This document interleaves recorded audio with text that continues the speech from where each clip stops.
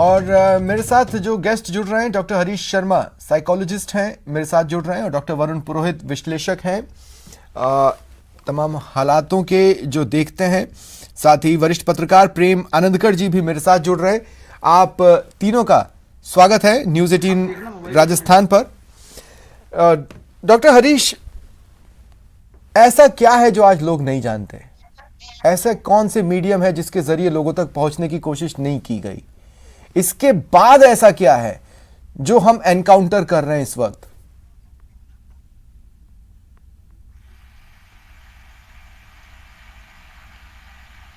स्वप्निल, मुझे आपकी आवाज नहीं सुनाई दी, मुझे आपकी बात क्लियर नहीं हुई। आपने जो बोला तो आई रिक्वेस्ट एक बार आप फिर से बताइए। जी डॉक्टर हरीश, मेरा सवाल सिर्फ इतना है कि ऐसा क्या है हम भारतीयों में जो हम सीख नहीं पा रहे हैं? सब कुछ तो बता दिया।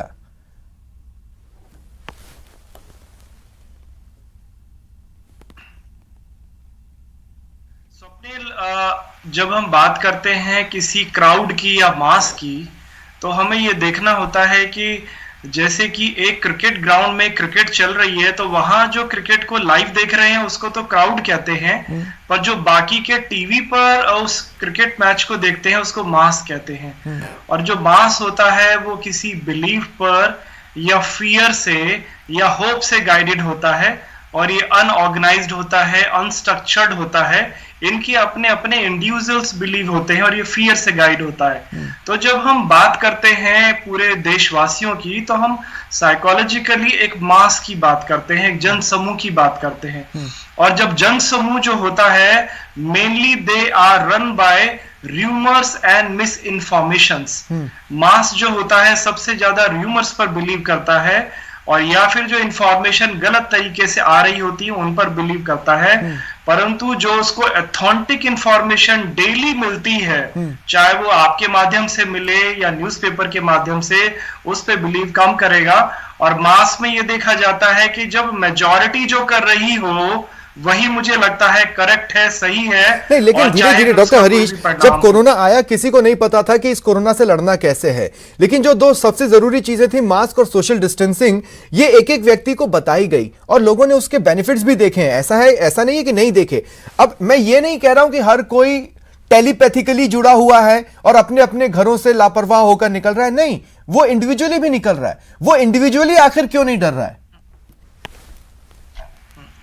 वो इसलिए स्वप्निल जी, वो इसलिए नहीं कर रहा है क्योंकि वो दो इंफॉर्मेशन जो टीवी या न्यूज़पेपर से आती हैं, उसके अलावा भी बहुत सारी इंफॉर्मेशन से वो कनेक्टेड होता है। बाकी की इंफॉर्मेशन उसको ज्यादा ऑथेंटिक लगती है क्योंकि वो उसके लिए कन्वीनियंस है। क्योंकि आज तक जिंदगी में कभी भी नाक पर कपड़ा नहीं लगाया, नाक पर रुमाल नहीं बांधा। अब अचानक अपनी सिक्योरिटी और सेफ्टी के लिए जो मुझे वो आदत बदलनी है, तो मैं चेंज नहीं चाहता। मेरे को जो परिवर्तन करना पड़ेगा वो कष्टकारी है, तो मैं इजी फॉर्मेट में जाऊंगा। और जब मैं ऐसा करूंगा तो बाकी के लोग भी करेंगे। तो घर के जो मुखिया होते हैं, जब छोटे बच्चे देखते हैं कि पापा ही मास्क नहीं लगा रहे, तो वाइफ भी नहीं लगाती, वाइफ भी नहीं लगाएंगी तो बच्चे भी नहीं लगाएंगे। इस तरह से ये एक एक करके चलता जाता है, और उसी का दुष्परिणाम आज हम सब भुगत रहे हैं। और ये जो देख रहे हैं अचानक इतनी जो डेथ टोल बढ़ गई है, ये उसी का ही है सारी बात। ठीक है, प्रेम जी, आपके पास आ रहा हूं मैं इस सवाल के साथ। अब भाई, सख्ती की भी एक लिमिट होती है। लोग तो एडजस्ट हो गए। एक को रोका, पूछा कि चालान नहीं कटा क्या कभी, तो बोले 3-3 बार कट गया है, लेकिन मैं नहीं सुधरूंगा। अब सख्ती की भी तो एक लिमिट होगी ना। उसके बाद क्या करें? उन्हें घरों में बंद कर दें? जी बिल्कुल। देखिए स्वप्निल, सबसे बड़ी बात है, हमारे देश का बहुत बड़ा दुर्भाग्य है कि हम उंगली सामने वाले की तरफ उंगली बहुत आसानी से उठा लेते हैं। और अभी मेरे साथी ने कहा भी था कि जब लेकिन हम सामने वाले की तरफ उंगली उठाते हैं तो 4 उंगली हमारी तरफ है, उसको हम नहीं देखते। पहली बात। तो दूसरी बात जो आप कह रहे हैं, सख्ती बहुत ज्यादा की जा रही है, और अब तो जो आप बता रहे हैं कि क्या इनको घरों में बंद कर देना चाहिए, ये जो अनुशासन है, जो सरकार ने नया नारा दिया है, तो जन अनुशासन स्व अनुशासन का, इसका पालन तो हमें ही करना पड़ेगा। अगर अब साल भर से कोरोना चल रहा है और साल भर से कोरोना चलने के बावजूद भी मास्क को, उचित दूरी को हम अपने जीवन का अंग नहीं बना सके, दिनचर्या का अंग नहीं बना सके, तो फिर हमारा जीना व्यर्थ है। आखिर मैं एक सवाल खड़ा करता हूं कि सरकार चाहे केंद्र की हो चाहे राज्य की हो, सरकारों के संसाधन अपने सीमित होते हैं। मान लो 650 का बेड है और अगर मरीज ही 1200 आ गए तो संसाधन और सरकार और संसाधन क्या करेंगे? वह तो हमें खुद होना पड़ेगा।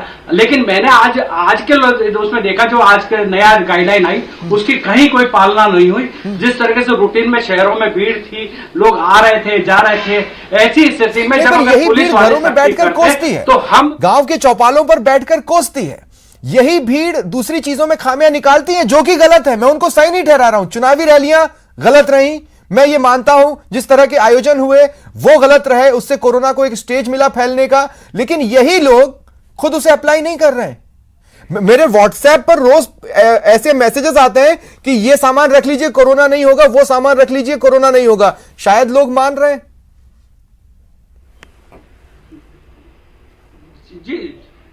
जी स्वप्निल, बिल्कुल मैं यही कह रहा हूं कि अब हम घरों में जब हमको बैठ जाएंगे और हमें कोई दिक्कत आएगी तो हम सरकार को कोसेंगे कि साहब मैं तो आर्थिक व्यवस्था नहीं, हमारे पास खाने पीने का सामान नहीं। लेकिन मैं सवाल पूछता हूं लोगों से कि स्थिति लाए कौन? यही हम ही लोग लाए और इसके लिए हम ही दोषी हैं। फिर हमें दूसरे को कोसने से क्या मतलब? तो हमें कोरोना से लड़ना है, कोरोना की जंग से लड़ना है, तो पहले अपने आप को स्वशासित अनुशासित करना पड़ेगा।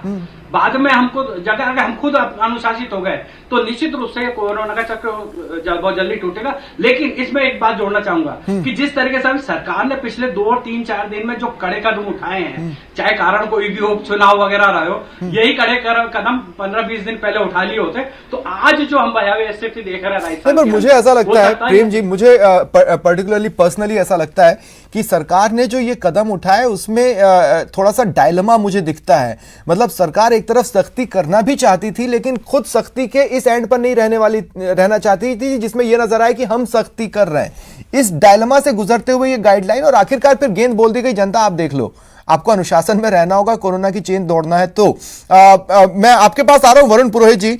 वरुण पुरोहित जी, क्या आप मेरी इस बात से सहमत हैं कि हाँ ये डायलेमा फेस किया, क्योंकि कई विधायक और मंत्री नहीं चाहते थे कि लॉकडाउन लगाया जाए, तो एग्जैक्टली लॉकडाउन तो नहीं लगाया, लेकिन जन अनुशासन पखवाड़े की बात की। और जनता कितनी अनुशासित है ये हर राजनीतिक दल और जन नेता होने के नाते सीएम गहलोत भी जानते होंगे। एक डायलेमा तो फेस किया है सरकार ने। देखिए ऐसा है, पिछले साल भी स्वप्निल जी हम इन्हीं बातों पर डिस्कस कर रहे थे और आंकड़े क्या